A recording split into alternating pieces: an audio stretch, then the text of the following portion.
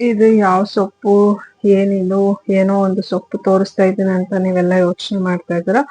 ಇದೇನು ಇದ್ರದ್ದು ಅಡ್ವಾಂಟೇಜಸ್ ಏನು, ಇದನ್ನ ಯಾವ್ದಕ್ಕೆ ಯೂಸ್ ಮಾಡ್ತಾರೆ, ಇದು ಯಾವ ಸೊಪ್ಪು, ಇದರಲ್ಲಿ ಏನ್ ಆಯುರ್ವೇದಿಕ್ ಗುಣಗಳಿದೆ ಅಂತ ನೀವೆಲ್ಲಾನು ತಿಳ್ಕೊಬೇಕು ಅಂತಂದ್ರೆ ಈ ವಿಡಿಯೋನ ಫಸ್ಟ್ ಇಂದ ಕೊನೆವರೆಗೂ ನೋಡಿದ್ರೆ ಮಾತ್ರ ನಿಮ್ಗೆ ಕಂಪ್ಲೀಟ್ ಆಗಿ ಇನ್ಫಾರ್ಮೇಶನ್ ಸಿಗುತ್ತೆ ಅಂತಾನೆ ಹೇಳ್ಬೋದು. Hello every one, welcome back to my YouTube channel. ನನ್ನ ಹೆಸರು ಮಮತಾ ಅಂತ, ಮಮತಾ ಬ್ಲಾಗ್ಸ್ ಅಂತ ಯೂಟ್ಯೂಬ್ ಚಾನಲ್ನ ನಾನು ಸ್ಟಾರ್ಟ್ ಮಾಡಿದ್ದೀನಿ. ನೀವೇನಾದರೂ ಫಸ್ಟ್ ಟೈಮ್ ನನ್ನ ಚಾನಲ್ ನೋಡ್ತಾ ಇದ್ದರೆ ದಯವಿಟ್ಟು ಸಬ್ಸ್ಕ್ರೈಬ್ ಮಾಡಿ, ಲೈಕ್ ಮಾಡಿ, ಹಾಗೆ ಕಮೆಂಟ್ ಮಾಡೋದನ್ನು ದಯವಿಟ್ಟು ಮರೆಯೋಕ್ಕೆ ಹೋಗ್ಬಿಡಿ. ಹಾಗೆ ಈ ವಿಡಿಯೋನ ಫಸ್ಟಿಂದ ಕೊನೆವರೆಗೂ ಎಲ್ಲೂ ಸ್ಕಿಪ್ ಮಾಡದೆ ಕಂಪ್ಲೀಟಾಗಿ ವಿಡಿಯೋನ ನೋಡಿ ಅಂತ ನಾನು ನಿಮ್ಮ ಹತ್ರ ಕೇಳ್ಕೊಳ್ತಾ ಇದ್ದೀನಿ. ಯಾಕಂತಂದರೆ ನೀವು ಸ್ಕಿಪ್ ಮಾಡ್ತಾ ನೋಡ್ತಾ ಹೋದರೆ ನಿಮಗೆ ಕಂಪ್ಲೀಟಾಗಿ ಇನ್ಫಾರ್ಮೇಷನ್ ಸಿಗೋದಿಲ್ಲ ಅಂತಲೇ ಹೇಳ್ಬೋದು. ಸೊ ನಾನು ನಮ್ಮ ಫಾರ್ಮ್ಗೆ ವಿಸಿಟ್ ಮಾಡಿದೆ. ಸೊ ಆ ಫಾರ್ಮಲ್ಲಿ ಈ ಗಿಡ ನೀವು ನೋಡ್ತಾ ಇರ್ಬೋದು, ಇದು ಮೆಹಂದಿ ಗಿಡ. ಸೊ ತುಂಬ ಜನಕ್ಕೆ ಇದ್ರ ಬಗ್ಗೆ ಗೊತ್ತಿರುತ್ತೆ, ತುಂಬ ಜನಕ್ಕೆ ಇದ್ರ ಬಗ್ಗೆ ಗೊತ್ತಿರೋದಿಲ್ಲ.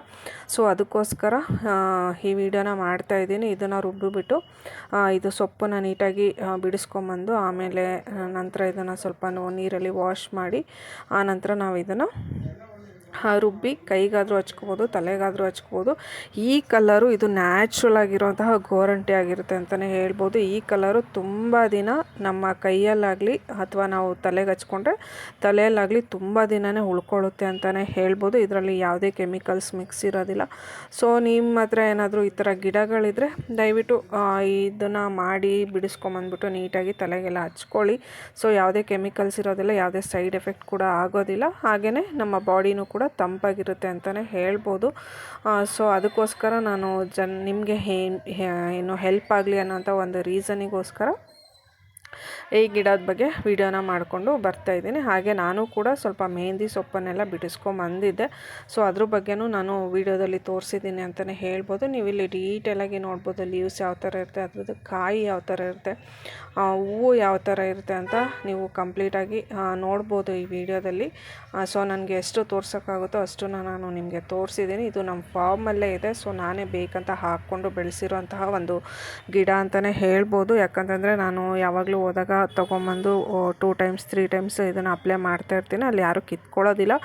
ಸೊ ನಮಗೆ ಅಂತಲೇ ಹಾಕ್ಕೊಂಡಿರೋದು. ಸೊ ನಾವು ಹೋದಾಗೆಲ್ಲ ಅದನ್ನು ನೀಟಾಗಿ ಬಿಡಿಸ್ಕೊಂಬಂದು ಯೂಸ್ ಮಾಡ್ಕೊಳ್ತೀವಿ ಅಂತಲೇ ಹೇಳ್ಬೋದು. ನಂದು ಬಾಡಿ ತುಂಬಾ ಹೀಟ್ ಆಗಿರೋದ್ರಿಂದ, ಹೀಟ್ ಬಾಡಿ ಆಗಿರೋದ್ರಿಂದ ನಾನು ಈ ಮೆಹಂದಿ ಸೊಪ್ಪನ್ನು ಹೋದಾಗೆಲ್ಲನೂ ಮರಿದೇನೆ ಬಿಡಿಸ್ಕೊಂಬಂದು ಅದನ್ನು ನೀಟಾಗಿ ಮಿಕ್ಸಿಯಲ್ಲಿ ಹಾಕಿ ರುಬ್ಬಿ ತಲೆಗೂ ಹಚ್ಕೊಳ್ತೀನಿ. ಹಾಗೆಯೇ ಕೈ ಕಾಲಿಗೆಲ್ಲನೂ ಹಚ್ಕೊಳ್ತೀನಿ. ಅದು ಅಪ್ಲೈ ಮಾಡಿದ್ರೆ ಅರೌಂಡ್ 1.5 ಮಂತ್ಸ್ವರೆಗೂ ಕಲರ್ ಹೋಗೋದೇ ಇಲ್ಲ ಅಂತಲೇ ಹೇಳ್ಬೋದು. ಅದೇ ಥರ ತುಂಬಾ ಚೆನ್ನಾಗಿರುತ್ತೆ. ಕೈಯಲ್ಲಾದರೆ ಸ್ವಲ್ಪ ಹೋಗುತ್ತೆ, ಯಾಕಂತಂದರೆ ನಾವು ಪಾತ್ರೆ ತೊಳೆಯೋದು, ಕೆಲಸ ಮಾಡೋದು ಎಲ್ಲ ಮಾಡ್ತಿರ್ತೀವಿ. ಬಟ್ ತಲೆಯಲ್ಲಂತೂ ತುಂಬಾ ದಿನ ಉಳ್ಕೊಳ್ಳುತ್ತೆ ಅಂತಲೇ ಹೇಳ್ಬೋದು. ಸೊ ನೀವಿಲ್ಲಿ ನೋಡ್ತಾ ಇದ್ದೀರಾ, ಇದು ತುಂಬಾ ಚೆನ್ನಾಗಿ ಸೊಪ್ಪೆಲ್ಲ ಬಂದಿದೆ. ಎಷ್ಟು ದೊಡ್ಡದಾಗಿ ಬಂದಿದೆ ನೋಡಿ. ಅಂದರೆ ಇದನ್ನು ಬಿಡಿಸೋದು ಸ್ವಲ್ಪ ಕಷ್ಟನೇ ಅಂತಲೇ ಹೇಳ್ಬೋದು. ಅಂದರೆ ಚಿಕ್ಕದಾಗಿರುತ್ತಲ್ವ, ನೀಟಾಗಿ ಬಿಡಿಸ್ಕೊಂಬರ್ಬೇಕು.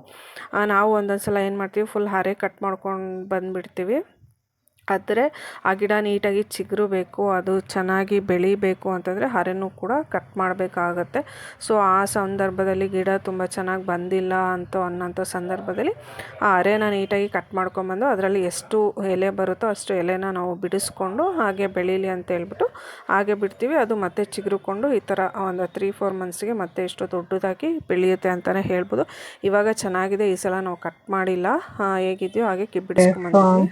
ಮೆಹಂದಿ ಗಿಡ ಎಲ್ಲಾನು ಕಂಪ್ಲೀಟ್ ಆಗಿ ತೋರಿಸಿದ್ದೆ, ಯಾವ ತರ ಇರುತ್ತೆ, ಅದ್ರ ಲೀವ್ಸ್ ಯಾವ ತರ ಇರುತ್ತೆ, ಮತ್ತೆ ಬೀಜಗಳೆಲ್ಲ ಯಾವ ತರ ಇರುತ್ತೆ ಅಂತ ಹೇಳ್ಬಿಟ್ಟು ನಿಮ್ಗೆ ಕಂಪ್ಲೀಟ್ ಆಗಿ ತೋರಿಸಿದೆ. ನಾನು ಫಾರ್ಮ್ ಇಂದ ಇಷ್ಟು ಮೆಹಂದಿ ಸೊಪ್ಪನ್ನ ಕಿತ್ಕೊಂಡ್ ಬಂದಿದ್ದೀನಿ.